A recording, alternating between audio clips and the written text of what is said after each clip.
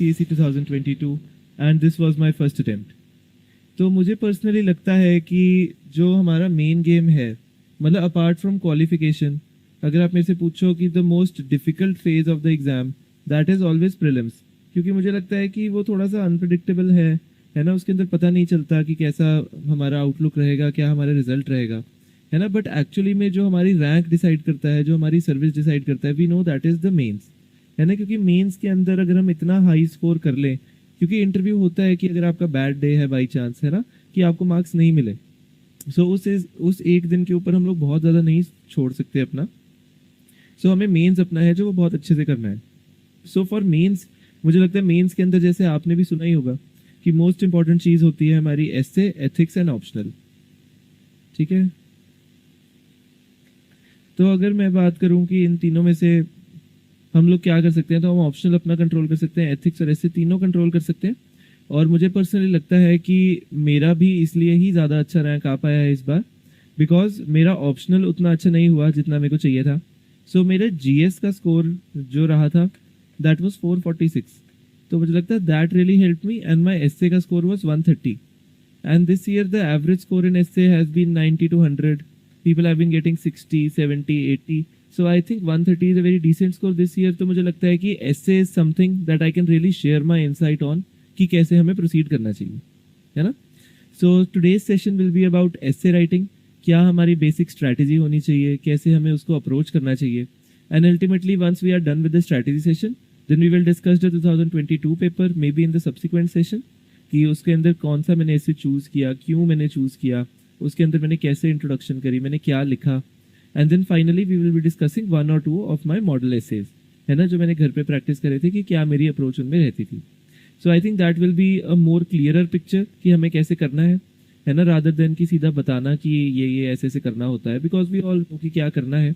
But थोड़ा बहुत approaches की हम लोग यहाँ पे बात करेंगे कि what is the best one. ठीक है, so let us start off with the session.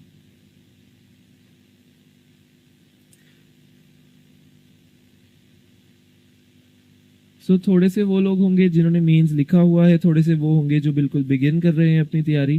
सो दोनों के पर्सपेक्टिव से मैं बातें जो है वो शेयर करूंगा, है ना। सो उसके अंदर क्या होता है कि सबसे पहले मैं आपको, चलो फॉर द बिल्कुल ही beginners I will tell you कि हमारे 2 सेक्शंस होते हैं एसए में।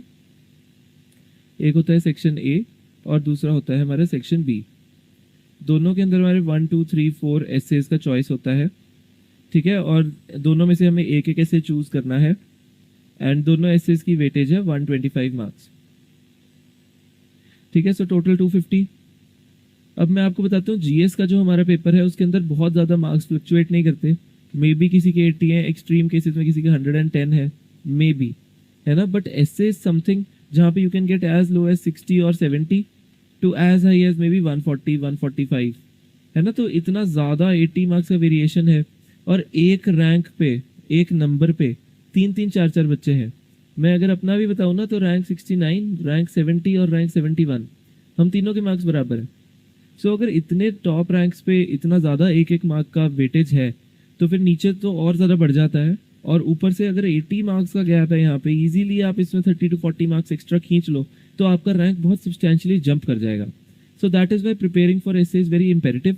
हम इसको इतना लाइटली नहीं ले सकते। हमारा बहुत ज़्यादा फोकस होता है कि जीएस का पेपर अच्छा करना है, एथिक्स का करना है ना। ऑप्शनल में तो हमें 300 प्लस चाहिए ही है, but at the same time essay को हम लोग निगलेक्ट नहीं कर सकते, ठीक है।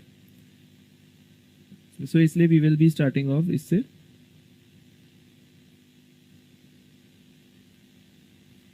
सो एसए के अंदर हमारा ना जब आप स्टार्ट करेंगे, सो एसए इज ऑफ 2 टाइप्स। एक हमारा होता है फिलोसॉफिकल,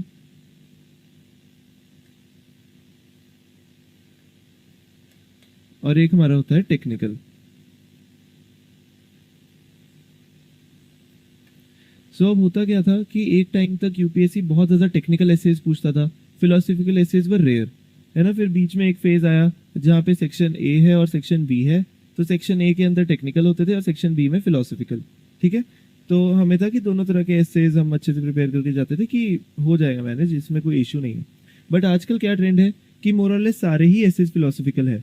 शायद कोई एक क्वेश्चन टेक्निकल होगा, उसको देख के भी ऐसा लगता है कि यार कहीं फिलोसॉफिकल ना निकले, है ना। And personally I would always prefer कि है ना हम लोग वैसे भी फिलोसफिकल एस्से ही लिखें। क्यों लिखें? क्योंकि टेक्निकल एस्से में अगर उसने कुछ इकोनॉमी से रिलेटेड पूछ लिया, so we have only limited content. चलो मान लिया हमारे पास कंटेंट भी बहुत है कि हम लोग पूरे पेजेस भर देंगे एस्से के, बट उसके अंदर एक दिक्कत आती है कि नॉलेज लेवल में यू डोंट नो कि और लोगों को कितना आता है ना। हो सकता है जिसने 5वां अटेम्प्ट 5वां मेंस लिख रहा है उसका कंटेंट इकोनॉमी में बहुत ही ज़्यादा हो, और जैसे मेरा फर्स्ट अटेम्प्ट था तो मेरा इकोनॉमी का कंटेंट उतना ना हो। बट फिलोसफिकल एसेज जो है वो हमें वो फ्रीडम देता है, वो क्रिएटिविटी एक्सप्रेस करने का मौका देता है। उसके अंदर आप जितने मर्जी अपने डायमेंशन जो है जनरेट करो, है ना, जितना ज़्यादा उसको आप ब्रॉड और वास्ट रखना चाहते हो आप रखो। सो वो बहुत ज़्यादा यूजफुल हो जाता है। So I personally always preferred philosophical essays, but at the same time I also prepare technical essays, क्योंकि पता नहीं होता कि है ना टेक्निकल एसे कभी आ जाए, बाई चांस यूपीएससी ने चेंज कर दिया पैटर्न, दोनों ही टेक्निकल डाल दिए, so you never know. But at the same time are more focus will be on philosophical essays, क्योंकि टेक्निकल एसेज आप उसकी अप्रोच देख के अपने नॉलेज बेस पे लिख ही लोगे। It is the philosophical essays that cause trouble. ठीक है, सो ये था। सो फिलोसफिकल एसे हम लोग अब कैसे इसको हम लोग डाइसेक्ट करते हैं थोड़ा सा। सो होता क्या है, सबसे पहले हमारे 3 कंपोनेंट्स होते हैं। अब हमें पता है कि we have introduction, we have body and we have conclusion, है ना, जैसे जीएस का आंसर होता है, but essay is not a GS answer. So we have to understand कि क्या फंडामेंटल डिफरेंसेस हैं दोनों के बीच में, है ना, जिससे कि वो हमारा ठीक हो सकता है। सो इंट्रोडक्शन के हमारे 3 तरीके होते हैं। एक हमारा होता है कि हम लोग स्टार्ट करें अपना एस्से एक एनेक्डोट से या फिर एक स्टोरी से, ठीक है, one and the same thing. दूसरा है कि we start off with facts and figures plus कोई डेफिनेशन उसकी कि ग्लोबलाइजेशन का कुछ है, हमने वहाँ से कुछ शुरू कर दिया। ठीक है, third approach is we use a poem slash a quote. So इन तीनों स्ट्रेटजीज में से मैं पर्सनली कौन सी प्रेफर करता था? फर्स्ट वाली, एनेक्डोट स्लैश स्टोरी। क्योंकि अगर एक स्टोरी बिल्ड हो रही है ना हमारी, तो examiner is really more interested कि वो आपका एस्से पूरा पढ़ेगा और अच्छे से पढ़ेगा। ठीक है, बिकॉज अगर आपका स्टार्टिंग में फैक्ट, ये वाला तो हम अवॉइड ही करेंगे क्योंकि ये जनरली जीएस आंसर के लिए यूज होता है, तो fact and figure plus definition वाला उतना रेलेवेंट नहीं है यहाँ पे, है ना। We will save that for the GS part.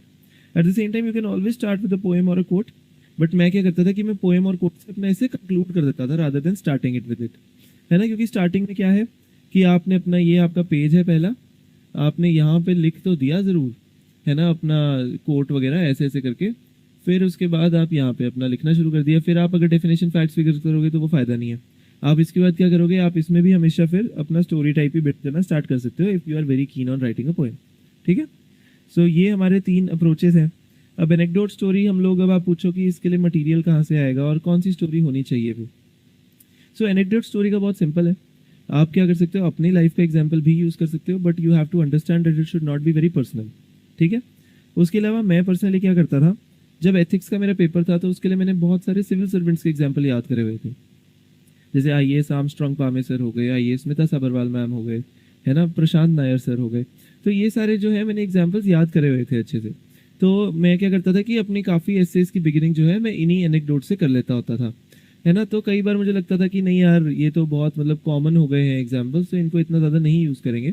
सो मैं क्या करता था कई बार कि कोई करंट अफेयर्स उठा लिया मैंने कहीं से, और उसकी मैंने थोड़ी सी फिक्शनल स्टोरी प्लस जो एक्चुअल करंट अफेयर है उसको मिक्स करके अपना स्टोरी स्टार्ट कर दिया।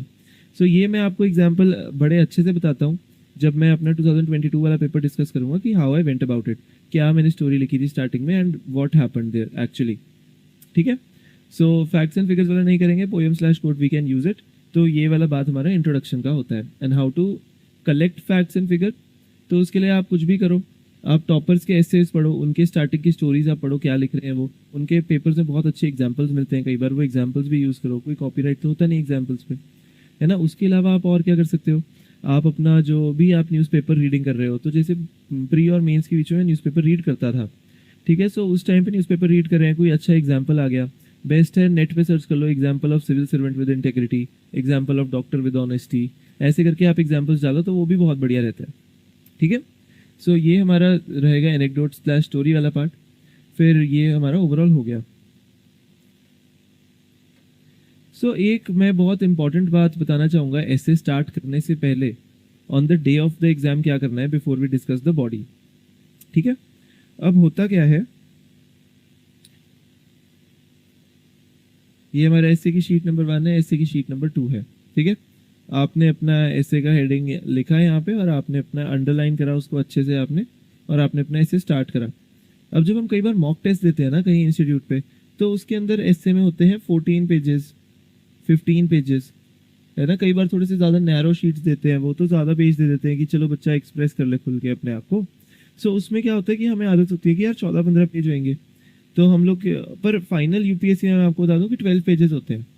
It can vary, so always before you start off with that always count कि कितने पेजेस हैं हमारे पेपर में, and then we will proceed, ठीक है।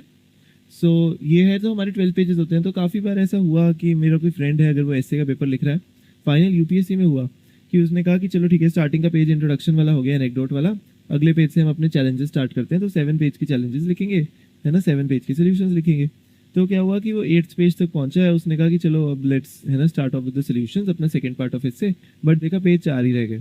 सो बड़ा हरिडली खत्म हुआ है और वो कंप्लीशन नहीं आई ऐसे में, थोड़ा पार्ट कंक्लूजन के लिए भी टाइम जगह छोड़नी होती है, तो वो ऐसे उतना अच्छा आया नहीं, तो मार्क्स भी उतने अच्छे नहीं आए, ठीक है। तो first thing is count your pages. कैसे करना है उसको डिवाइड करो अप्रोप्रिएटली, है ना, कि इतने पेजेस तक चैलेंजेस चलेगा, इतने तक सोल्यूशन चलेगा, वहाँ चाहे एक छोटी सी मार्किंग भी लगा लो कि कई बार फ्लो में चलते चलते आइडिया नहीं लगता है, ठीक है। एक ये बात हो गई। और दूसरी है, जब आप अपना एसे लिखने लगो उससे पहले, है ना, we have to select the topic, ठीक है। अब सिलेक्शन ऑफ टॉपिक के ऊपर भी मैं बात करता हूँ। आपके पास 4 टॉपिक्स हैं, ठीक है। ये टॉपिक आपको नहीं अच्छा लगा, ये टॉपिक आपको लगा कि मे बी मैं लिख सकता हूँ, ये लगा हाँ यार इस पे तो कुछ कुछ आता ही है, ये वाला आपने कहा कि हाँ यार ये तो बड़ा ईजी है, ठीक है। अब ये वाला जो सबसे ईजी वाला है, आप बोलोगे यार ये तो इतना ईजी है कि सब लोग इसी पे लिखेंगे, है ना। तो आप बोलोगे कि नहीं यार फिर मैं ये वाला नहीं लिखता, मैं इसकी जगह इस वाले पे लिख लेता हूँ, चाहे आपको मटेरियल उसके ऊपर कम पता है ना। तो अगर आपको उस पर मटेरियल कम पता है तो आपका एस्से की क्वालिटी उतनी अच्छी नहीं आएगी। तो मैं पर्सनली क्या करता था कि कोई बात नहीं, ज़्यादा बच्चों को लिखने दो, क्योंकि यूपीएससी ने हमें ऑप्शन दिया है कि you should write the essay एक टॉपिक पे जिस पे आपको सबसे ज़्यादा आता है। उसने ये नहीं बोला कि कभी भी कि जो सबसे कम लोग लिख रहे हैं उस पर लिखो कि ज़्यादा मार्क्स मिलेंगे। अगर एस्से की क्वालिटी तब भी पुअर है तब भी कम मार्क्स मिलेंगे, और एस्से की क्वालिटी यहाँ अच्छी है अच्छे टॉपिक में तो अच्छे मार्क्स मिलेंगे। सो है ना, कभी ये मत सोचना कि इस पे ज़्यादा लोग लिख रहे हैं तो कम मार्क्स मिलेंगे। जब बल्कि मैंने भी दोनों एसेज वही लिखे थे जो सबसे इजी टॉपिक्स थे और सबसे ज़्यादा मुझे लगता है पक्का, और मैंने बाद में असेस भी करा तो सबसे ज़्यादा लोगों ने भी उसी पे लिखा हुआ था, ठीक है। सो ये वाली बात हो जाती है। तो always choose this topic, so this is about the selection of the topic, ठीक है। And before beginning the essay, last में आपको 2 रफ शीट्स मिलती हैं एसे के बाद। सो हमने, और दूसरा है कि आपने चलो सेक्शन ए का टॉपिक अपना चूज कर लिया कि ये वाला है, अब साथ ही साथ आप सेक्शन बी का भी टॉपिक चूज कर लेना। उसका क्या बेनिफिट है मैं अभी आपको बताता हूँ, ठीक है। तो अब ऐसे आप पहला लिखना स्टार्ट करने लगे। अब हमारे एस्से के अंदर मैंने बताया आपको 12 पेजेस है, ठीक है। दूसरे एस्से के भी 12 है, टोटल 24 पेजेस हैं।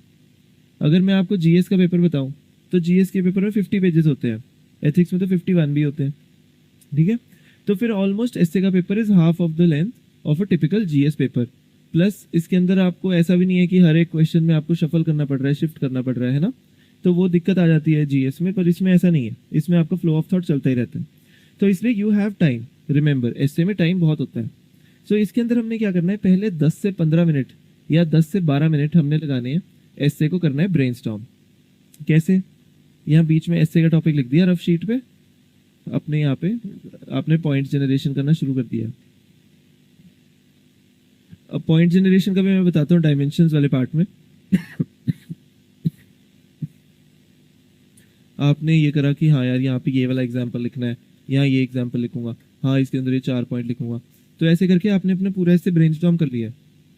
Now when you are going to write your essay, तो पहले 2-3 पेज आपको याद है, उसके बाद you come back, you refer to this, अच्छा हाँ ये वाला कवर कर लिया, ठीक है अब ये वाला लिखते हैं, तो फिर आप वो वाला लिखोगे। तो ऐसे करके आपको साथ ही साथ कोई नया पॉइंट आ गया, अरे यार हाँ इसमें ये वाला लिख देता हूँ मैं इन्वायरमेंट में, है ना। तो ऐसे करके हम लोग अपना जो है ब्रेनस्टॉर्मिंग का काम पहले 10 से 12 मिनट लगाएंगे। उससे हमारा क्या है, एस्से जो है वो हमें काफ़ी कंफर्टेबली टाइम से खत्म हो जाएगा, ज़्यादा सोचना नहीं पड़ेगा। प्लस हमारा जो एस्से है वो एक फ्लो ऑफ थॉट्स में चलता रहेगा, ठीक है, क्योंकि हमने पहले ही सिस्टमैटिकली अप्रोच करके चलना है। हमने हैपोथेटिकली नहीं कि ऐसे पे स्टार्ट करना शुरू कर दिया और देखेंगे कहाँ तक पहुँचते हैं, नहीं, पूरा प्लान करके प्रॉपरली एस्से लिखेंगे, ठीक है। तो 10 से 15 मिनट लगाए। अब मैंने आपको बताया था कि दूसरा एस्से भी हम पहले सेलेक्ट कर लेंगे। उसका क्या बेनिफिट है, उसका बेनिफिट है कि जब आप इस वाले की ब्रेनस्टॉर्मिंग कर रहे हो ना यहाँ पे कि क्या क्या करना है, तो ऑटोमेटिकली आप अपने दूसरे एस्से के लिए भी ब्रेनस्टॉर्मिंग स्टार्ट हो जाती है माइंड में। और आपने अगर यहाँ सोच लिया था कि यार मेरे पास यहाँ पे 3 एग्जाम्पल थे इस डायमेंशन के, तो आप बोलोगे नहीं यार ये वाला एग्जाम्पल ना इससे बेटर इस एस्से में लग रहा है, तो आप अपने एग्जाम्पल स्पेयर करना शुरू कर दोगे। Because what generally happens is कि हम अपने पहले एस्से में अपना सारा कंटेंट जो है एग्जॉस्ट कर देते हैं, दूसरे एस्से तक हमारे पास कंटेंट इतना बचता नहीं है, तो दूसरे एस्से की क्वालिटी थोड़ी सी सफ़र कर जाती है। तो इसलिए पहले दोनों टॉपिक सेलेक्ट कर लो कि ताकि आप जो ब्रेनस्टॉर्मिंग कर रहे हो इसकी, उसका बेनिफिट यहाँ पे भी हो जाए थोड़ा थोड़ा, क्योंकि हमने अपना दोनों एस्से का कंटेंट जो है वो रिपीट नहीं करना है।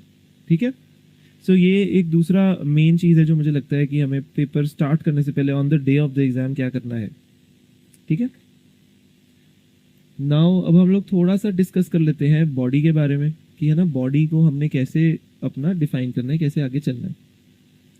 सो बॉडी जो है ऐसे की वो भी हम लोग 3 तरीके से कर सकते हैं। ठीक है, एक तरीका है डायमेंशंस।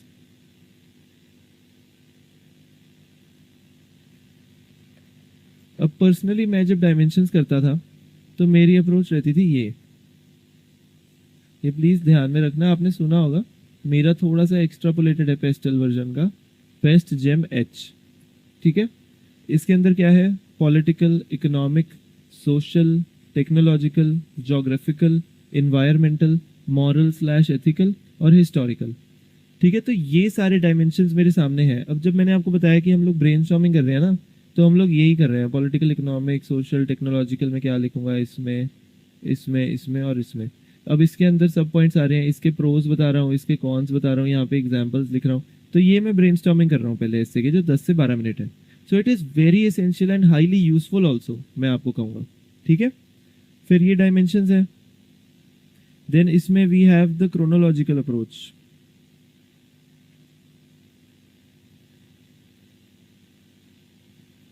जिसके अंदर हमारा आ जाता है पास्ट, प्रेजेंट एंड फ्यूचर।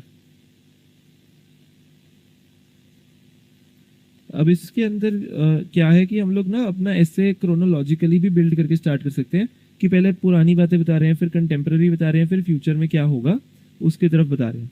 ठीक है, दूसरी अप्रोच ये हो गई है। तीसरा है पर्सपेक्टिव बेस्ड।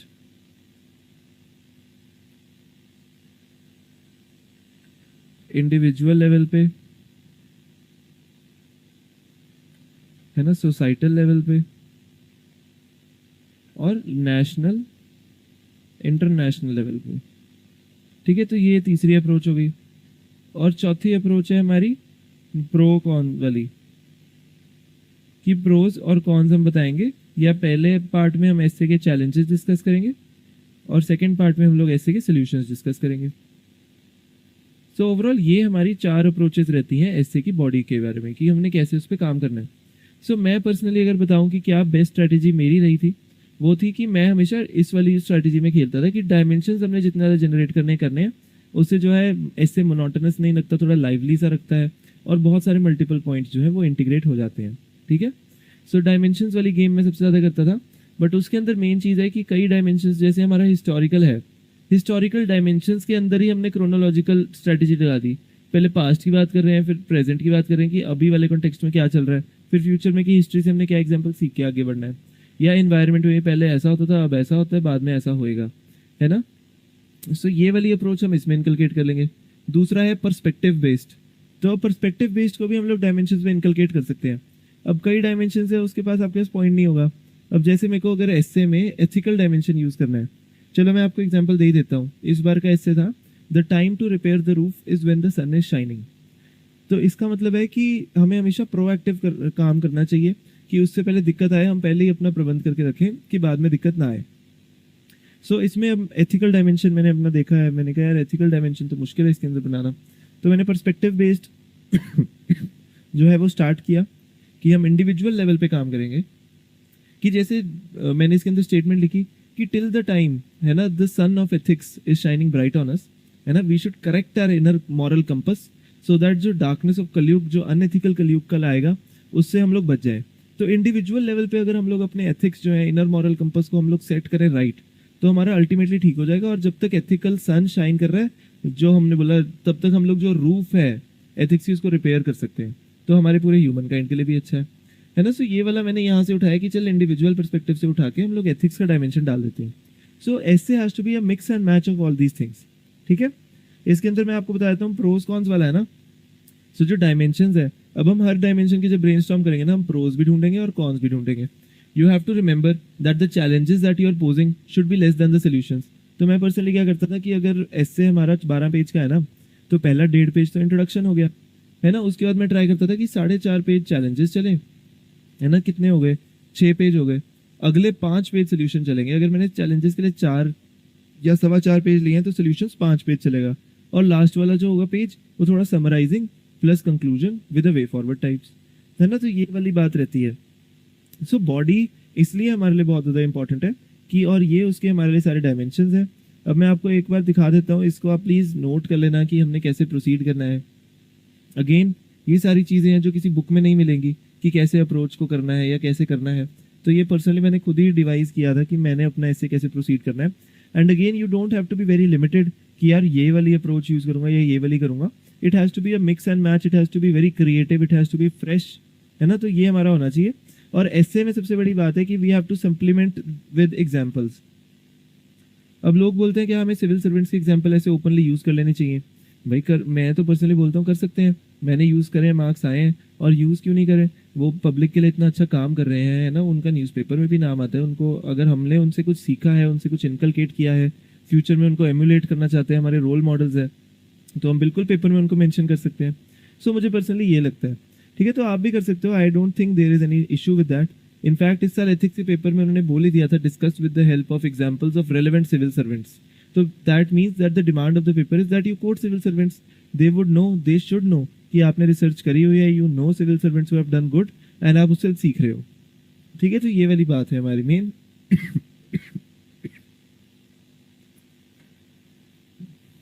है ना। सो मैं आपको बता रहा था कि ये हमारा बॉडी का टेम्पलेट था कि कैसे कैसे हमने अप्रोच करना चाहिए उसको। ठीक है, फिर इसके बाद हमारा अगला पार्ट आ जाता है कंक्लूजन का।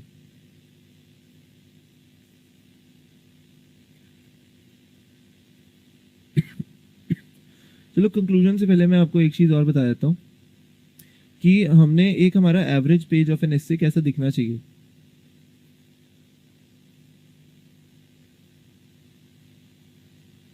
ठीक है, अब यहाँ पे आपने एसे का अपना टाइटल लिख दिया है, you can enclose it in a box and you can write it and underline it, do whatever, should be NEET.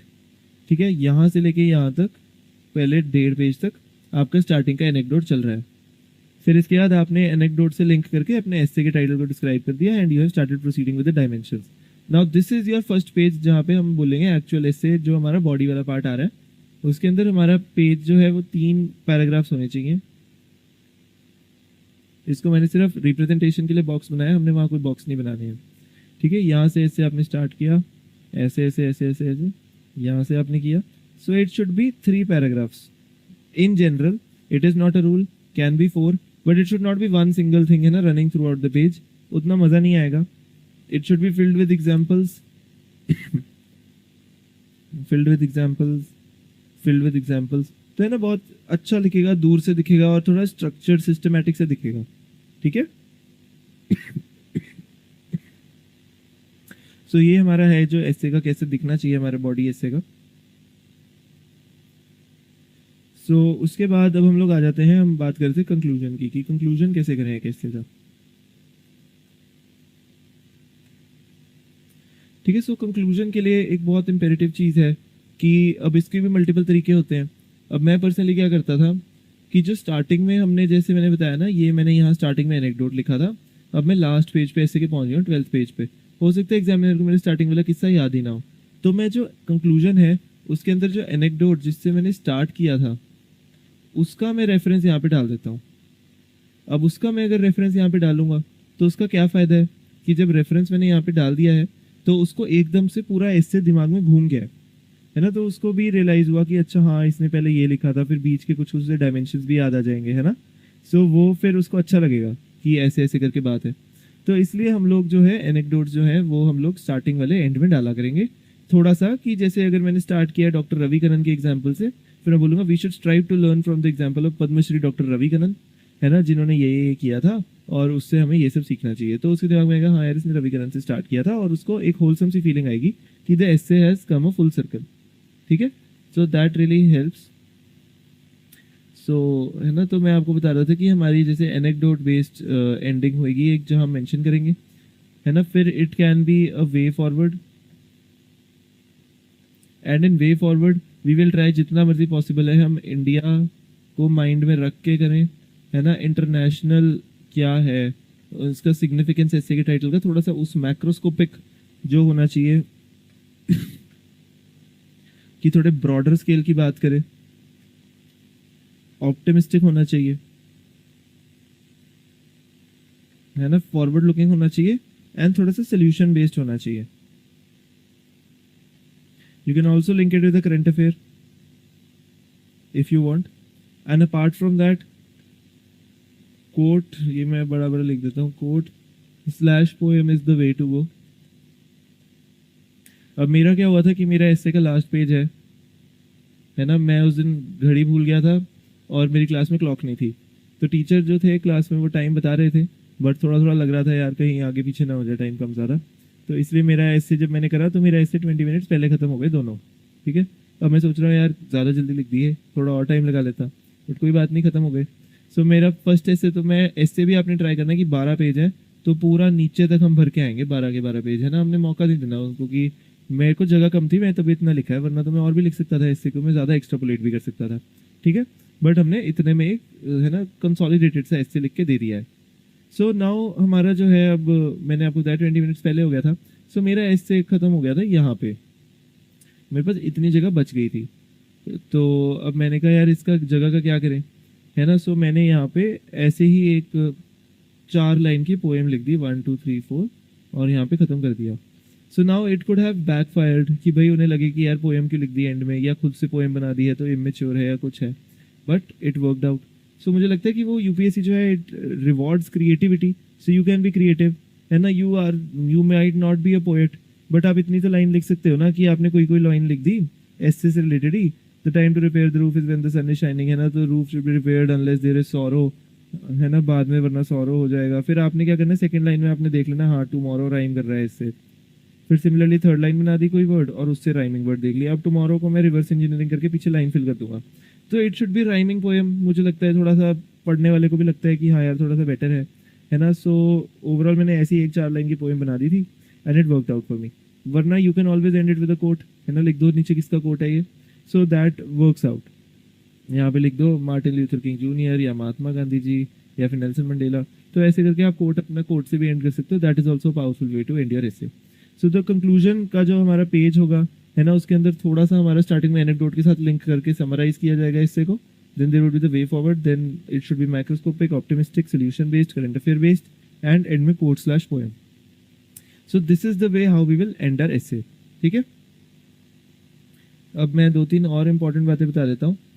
सब हेडिंग्स के बारे में लोग पूछते हैं, should we make sub headings, are सब हेडिंग्स गुड, आपने बनाई थी। तो सब हेडिंग्स का ऐसे है कि मेरे को पर्सनली मेरा प्लान था कि एक ऐसे में बनाऊंगा, एक ऐसे में नहीं बनाऊंगा सब हेडिंग्स, है ना। सो उसके अंदर क्या था कि जब मैंने सोचा था कि टेक्निकल ऐसे जो आएगा उसके अंदर मैं सब हेडिंग्स बनाऊंगा, बिकॉज दैट इज ईजियर, है ना। एग्जामिनर ऑल्सो नोज कि इसने इसी सब हेडिंग में लिखा हुआ और इसने अच्छे से वेल डिमार्केट करा हुआ है। सो प्लान था कि ऐसे चल रहा है, ऐसे बीच में सब हेडिंग बना दूंगा ये और फिर मैं लिखना स्टार्ट कर दूंगा, है ना। ब्लैक पेन से सब हेडिंग्स लिख दूंगा, उसके बाद नीचे लिखना शुरू करूंगा। बट फाइनल पेपर में पहुंचा, दोनों फिलोसफिकल से ही एसेस थे। मैं फिलोसफिकल एसेस में भी हेडिंग बना सकता था, पर मेरे को उतने अच्छे सब हेडिंग्स बने नहीं वहाँ पे, तो इतना रेलिवेंट सा लगा नहीं। तो मैंने कहा चलो लेट इट बी, जैसा फ्लो चल रहा है ना वैसे ही चलने देते हैं। तो मैंने सब हेडिंग्स नहीं बनाए जहाँ मुझे, क्योंकि लग रहा था कि यार कहीं फ्लो ऑफ थॉट इसमें ब्रेक ना हो जाए। But you can always make sub headings if it is your style, दोनों एसेस में बनाओ, कोई इशू नहीं है ना। नहीं आपको लग रहा है, पर फोर्स सब हेडिंग्स नहीं बनानी कि यार कुछ तो बनाना ही है, ऐसे ही कर देते हैं। फिलोसफिकल एसे में है but what does this actually mean, ऐसे करके। दूसरी बात, 2 इंपॉर्टेंट बातें बतानी है, एक रिलेटेड टू क्वेश्चंस, है ना। चलो पहले क्वेश्चंस वाली मैं बता देता हूँ कि काफ़ी लोग होते हैं कि वो ना और दूसरा चलो मैं बताऊंगा मटेरियल का। सो क्वेश्चंस का ऐसे है, मैंने काफ़ी लोग देखे हैं, हाँ, और एक और है स्टेटमेंट का। ठीक है, ये 3 चीज़ें मेरे को बतानी थी क्योंकि मुझे लगता है ये भूल जाते हैं, छोटी छोटी बातें हैं। सो कई लोग बोलते हैं कि हम लोग ना स्टार्ट करते हैं, पहला पैराग्राफ लिखते हैं, फिर एग्जामिनर को क्वेश्चन कर देते हैं, but why is this topic like this, ऐसे करके, या बीच बीच में हम क्वेश्चन पोज कर लेते हैं, but don't do we not think that it should happen like that. तो ऐसे करके काफ़ी लोग जो है वो बहुत सारे क्वेश्चंस पोज करते हैं। देखो क्वेश्चंस आप पोज करो, बट इतने भी ज़्यादा ना करो कि एग्जामिनर को लगे कि यार ये तो मुझसे ही पूछने लग गया। ठीक है, तो हम हर बात पे कोई भी सब हेडिंग क्रिएट करने के लिए हम लोग क्वेश्चन नहीं पोज करेंगे, है ना, रादर हम लोग कर लेंगे। और बॉडी के अंदर एक बहुत ज़्यादा इंपॉर्टेंट चीज़ होती है कि हमने, जैसे मैंने बताया ना, पॉलिटिकल है और इकोनॉमिक है, तो इनके बीच की इंटरलिंकिंग,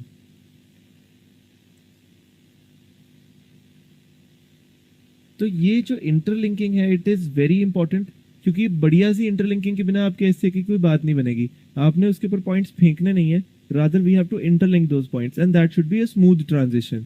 जैसे अगर मैं बात कर रहा हूँ, इट वुड बी लाइक कि मैं बात करूँ कि हाँ विमेन को इलेक्शंस में ऐसे ऐसे इश्यूज आते हैं, या वो इतना टर्न आउट नहीं आ पा रहा है ड्यू टू ये reasons, but this problem is not only confined to the political wing, but it extrapolates to the social aspect as well. तो अब मैंने ये भी बता दिया कि जो मैं पैराग्राफ लिख रहा था वो पॉलिटिकल था, और मैंने ये भी बता दिया कि अगला हम सोशल की तरफ जा रहे हैं। अब अगले पैराग्राफ में मैं सोशल वर्ड कहीं लिखूंगा ही नहीं, मैंने बता दिया कि भाई अगला अब सोशल का आने वाला है, तो उसको पता चल गया। फिर अगले में बता दिया कि हाँ women face problems at home as well as at the work place, तो अब मैं सोशल प्रॉब्लम्स पे आ गया हूँ, है ना। सो मैंने एक स्मूथ सा ट्रांजिशन करा है जहाँ पे मैंने मेंशन कर दिया कि ये बात है। किसी किसी में मुझे लगा जहाँ पे नहीं जरूरत है इंटरलिंकिंग की, वहाँ नहीं भी करी, या मैं ट्राई करता था कि अपना जो पॉइंट उस इंटरलिंकिंग वाले पॉइंट से ना लिंक हो सकता है उसको मैं लास्ट में रखूंगा, और फिर अगला स्टेटमेंट जैसे इन्वायरमेंट का कर दिया, है ना। तो हमें इंटरलिंकिंग करनी है, और ये इंटरलिंकिंग कैसे आएगी, प्रैक्टिस से आएगी, है ना। एसेज लिखो, थोड़े से इस अप्रोच को फॉलो करके लिखो, so I am pretty sure interlinking काफ़ी स्मूथ हो जाएगी। It takes time, toppers copies पढ़ो अच्छे से, है ना, तो है ना, उससे काम बनेगा असली। सो ये थी क्वेश्चन वाली बात कि हम लोग लिख सकते हैं, बट हम इतने ज़्यादा नहीं पोज करेंगे कि एग्जामिनर को मज़ा ना आए, ठीक है, और हर चीज़ पे नहीं करेंगे। दूसरा है मटेरियल हमारे पास ऐसे के लिए कहाँ से आएगा। मटेरियल देखो इकट्ठा नहीं करना आपने, कि हमने हमने जीएस पढ़ा है तो हमें आता है, ठीक है। तो इसके अंदर एक बात है कि मैंने जब स्टार्ट किया था तो मैंने अनुदीप दुरी शेट्टी सर का ब्लॉग पढ़ा था, है ना, ऑनलाइन है, आप उसे पढ़ सकते हो एस्से का। So it was very great. उसके अंदर उन्होंने कुछ कुछ ऐसे सब हेडिंग्स भी बता रखी थी, है ना, जैसे साइबर सिक्योरिटी, या है ना या हम बोलते हैं इंटरनेट की बात कर लें, या सोशल मीडिया की बात कर लें, या आर्टिफिशियल इंटेलिजेंस की बात कर लें, है ना, एआई, बोलेंगे प्रॉमिस और पेरिल, है ना, या आर्टिफिशियल इंटेलिजेंस, है ना, अ डबल एज स्वॉर्ड। तो ऐसे करके उन्होंने काफ़ी सब हेडिंग्स दी हुई हैं, so that can also be used. आप उनको ऊपर बिल्डअप करके और एक्सपेरिमेंट करके क्रिएटिवली नई सब हेडिंग्स भी बना सकते हो, but that is a very good template कि how we should go about uh essay, कि है ना सब हेडिंग्स कैसे क्रिएट करनी है। फिर उसके बाद उन्होंने अपने ब्लॉग में दिए हुए हैं कि हेल्थ का ये टेम्पलेट है, एजुकेशन का ये है, टेक्नोलॉजी का ये है, इन्वायरमेंट का ये है। उसके अंदर उन्होंने कुछ एनेक्डोट स्टोरीज भी डाले हुए हैं, उन्होंने कोट्स भी डाले हुए हैं, उन्होंने संस्कृत कोट्स भी डाले हुए हैं, है ना, फैक्ट्स एंड फिगर्स भी डाले हुए हैं। So what we can do is we can update those facts and figures, है ना, कि कितने कितने हैं, थोड़े से जितने भी बढ़ गए हैं, हम उन पॉइंट्स को एक टेम्पलेट पॉइंट की तरह रख सकते हैं, है ना, और उनके ऊपर हम लोग और बिल्डअप ऑन कर सकते हैं। सो उसका वो रोल रहता है हमारे लिए, ठीक है। तो हम लोग, ऐसा नहीं है कि अब टेक्निकल एसेस क्योंकि इतने आते नहीं कि हेल्थ पे ऐसे आ जाए, but at the same time those points are useful, कि जब हम अपने एसे के अंदर हेल्थ का कोई डायमेंशन चलाने लगे हैं तो हम लोग वो वाले पॉइंट्स वहाँ से उठा के हम लोग यूज़ कर सकते हैं, ठीक है। सो ये इसका अल्टीमेट बेनिफिट रहता है। तो यहाँ से हम मटीरियल इकट्ठा करेंगे। इसके अलावा हम लोग टॉपर्स कॉपीज पढ़ेंगे, टॉपर्स ने जो एग्जाम्पल यूज़ किए हैं उनको यूज़ करेंगे, जो उनका अप्रोच रहा है, जब वोट लिखा है, जो एनेक्डोट लिखा है, वो उठा लो वहाँ से और यूज़ कर लो। उसके अलावा हम लोग जो अपना एथिक्स का पेपर पढ़ते हैं उसके अंदर सिविल सर्वेंट्स की एग्जांपल याद करेंगे, नेट से इंस्पिरेशनल पर्सनालिटीज़ के बारे में पढ़ेंगे, है ना। कोट्स जो हैं हम लोग सब्जेक्ट वाइज इकट्ठे कर सकते हैं, पिछले साल के PYQs उठाओ, उनके एस्से से रिलेटेड आपको लगता है कि कौन से थीम पे हम लोग कोट लिख सकते हैं, वो वाले नेट पे सर्च कर लो, आपको हज़ारों कोट्स मिल जाएंगे, उनमें से कोई भी मर्जी के 3-4 अपने लिख लेना एक एक टॉपिक के, है ना। तो टोटल हम लोग 10-15 कोट्स याद करेंगे, और कोट सिर्फ एस्से में ही नहीं काम आएंगे, हम लोग GS4 की कंक्लूजन भी कोट से कर सकते हैं, हम लोग GS2 की कंक्लूजन भी कोट से कर सकते हैं, ठीक है। सो ये इनके मल्टीपल यूजेस होते हैं। तो you have to understand that all papers are interlinked together, किसी का भी मटेरियल किसी में भी डालो but it should be relevant, ठीक है। तो ये वाली बात आ जाती है। फिर मटेरियल हो गया, फिर एक है स्टेटमेंट। बीच में ना वो आता है काफ़ी कि लोग बोलते हैं कि in this essay we will be discussing first ये, then we will go on to this and ultimately we will conclude with this. ठीक है, हम वो लिख सकते हैं। मैं पर्सनली नहीं लिखता था, क्योंकि मुझे लगता था कि यार अगर मैंने उसको एग्जामिनर को पहले ही बता दिया मैं इससे मैं क्या बात करने वाला हूँ, तो बोलेगा हाँ चलो इसने यही बात करनी है, कोई नहीं, लेट्स स्किम इट, है ना, व्हील्स के में 40 नंबर दे देते हैं, वापस आगे जाते हैं। तो नहीं, हमें तो ज़्यादा मार्क्स चाहिए, तो हम लोग बताएंगे ही नहीं। We will let the examiner explore, we will let the examiner organically read my essay and then he will come to know कि what I want to say. तो ये वाली बात है। सो मुझे लगता है ना कि ये 3 चीज़ें इसके अंदर बहुत इंपॉर्टेंट है कि क्वेश्चंस हमने कितने करने हैं, मटेरियल हमने कहाँ से इकट्ठा करना है। क्योंकि द मेन ट्रबल जो मुझे लगता है इसके अंदर होती है कि हमारा मटेरियल कंसोलिडेटेड नहीं होता है, मटेरियल इकट्ठा नहीं होता है। उसको एक जगह कंसोलिडेट करो, इकट्ठा करो, रखो। And you have to understand कि एस्से के अंदर ऐसा नहीं है कि नॉलेज डेफिसिट आएगा। Again it is all about generating as many points, as many dimensions as you can. ठीक है, सो ये हमारा एस्से का था, ओवरऑल इंट्रो का, है ना, बॉडी का एंड कंक्लूजन का।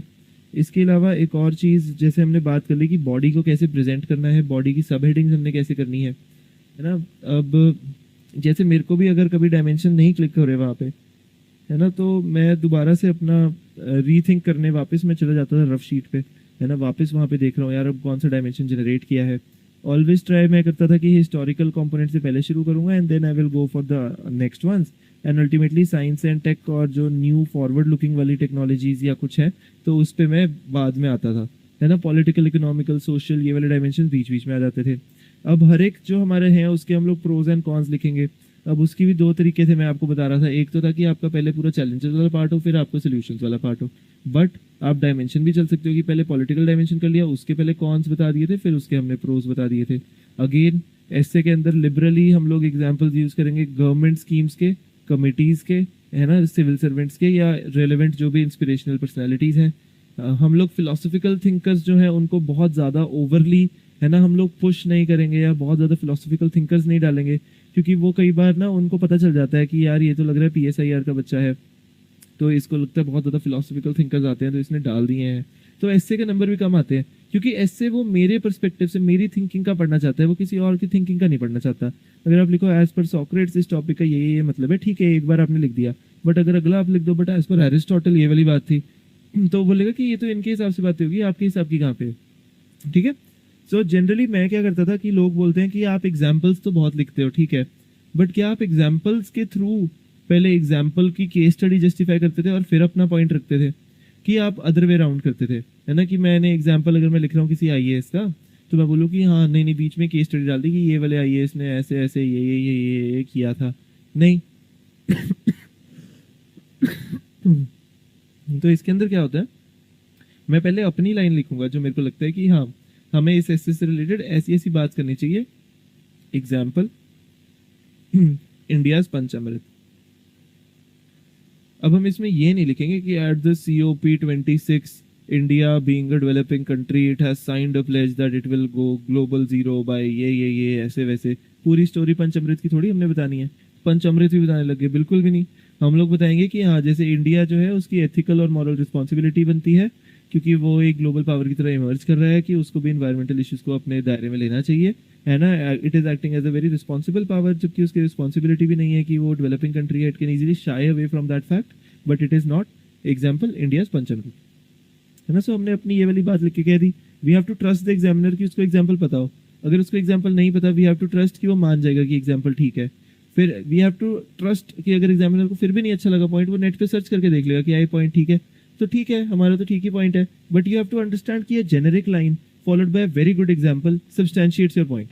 ठीक है, तो हम लोग एग्जाम्पल्स अपने अच्छे रखेंगे, क्रिस्प रखेंगे, कि हाँ 2 वर्डेड एग्जाम्पल डाल दिया एक लंबी सी 3 लाइन के बाद, कि हाँ ये वाली बात मैं कहना चाहता था इसके थ्रू, बिकॉज हमारा उसके अंदर का जो पर्सपेक्टिव है वो ज़्यादा क्लियर होना चाहिए कि हम लोग क्या लिख रहे हैं, and then we will just substantiate our point with an example. ठीक है, सो ये वाली बात है हमारी। So overall I think this is what is expected in an essay, है ना। अगर इसके अंदर आपको कोई भी डाउट्स क्वेरीज है, यू कैन ऑलवेज आस्क, है ना, कभी भी मेरे से पूछ सकते हो, है ना। आप you can join my Telegram channel, है ना, जो कि आदित्य शर्मा के नाम से होगा, है ना, डॉक्टर आदित्य शर्मा के नाम से, है ना। You can follow me on Instagram, मेरे को वहाँ पे आप मैसेज भेज सकते हो, है ना, डॉक्टर आदित्य IAS के नाम से इंस्टाग्राम है मेरा। सो आप किसी भी फॉर्म में करो, मैं अपने टेलीग्राम पे मैंने पेपर्स शेयर करे हुए हैं, अपने एसेज भी मैं शेयर कर दूंगा, है ना। So I think that will be useful for everyone. उसके अलावा you just have to understand कि हमने एस्से की जो बात करी है, मैं एक बार आपको ब्रीफली समराइज कर देता हूँ क्विकली, है ना, क्योंकि मुझे पता है कई बार लंबे सेशंस में, वैसे तो I try to keep it as crisp and concise as possible, ऐसे के 2-2 3-3 घंटे के भी वीडियोस होते हैं, बट मेरे को था कि नहीं, जितना ज़रूरी है उतना ही बताएंगे, ठीक है। So we started off with the introduction.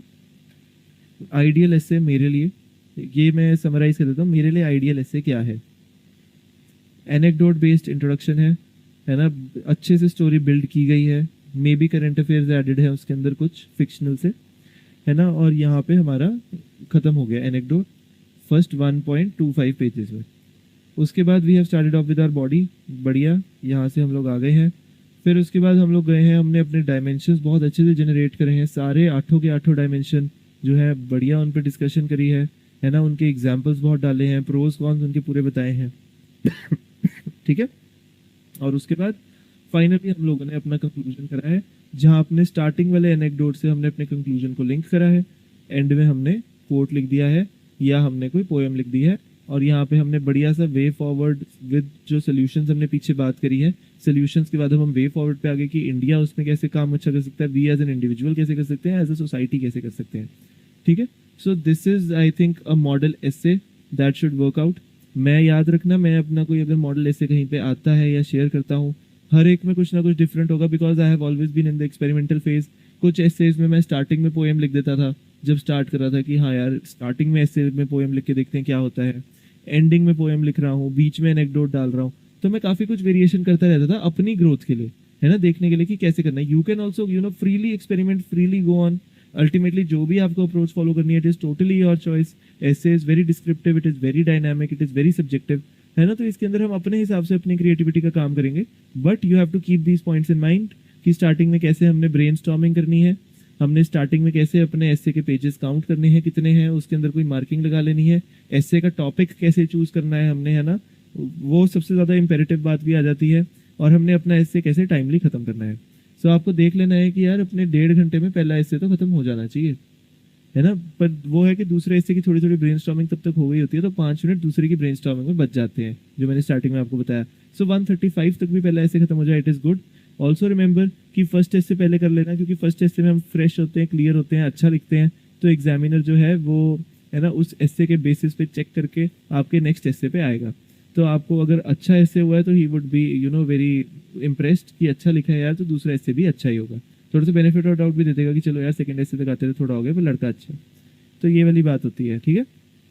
So I think this is all for essay, है ना। अब in the next session we will be discussing जो 2022 का पेपर हुआ था इस बार का, उसके अंदर मैंने कौन से 2 टॉपिक्स चूज़ करे हैं, उसका इंट्रो, उसका बॉडी, उसका कंक्लूजन, मैंने क्या सोच के क्या लिखा था, है ना। एग्जैक्टली तो ऐसे नहीं होगा कि पूरा ऐसे ही मैंने लिखा हुआ है और मैं आपको समझाऊंगा, बट मैं आपको अच्छे से एनेक्डोट स्टार्टिंग का बताऊंगा, बॉडी की डायमेंशंस की एग्जांपल्स दूंगा, कंक्लूजन में मैंने क्या करा था वो बताऊंगा, है ना। एंड देन आफ्टर दैट हम लोग क्या करेंगे, जो मेरा कोई मॉडल इससे मैंने लिखा हुआ है 1-2, मैं बताऊंगा कि उसके अंदर कैसे, जो मैंने एक दिन पहले ही आपको बताया ना, मैंने ऐसे लिखे थे, मैंने एक दिन पहले 2 ऐसे लिखे थे जाने से पहले ऐसे के पेपर में, सो दे वर द क्लोजेस्ट जो मैंने फाइनल ऐसे लिखा है।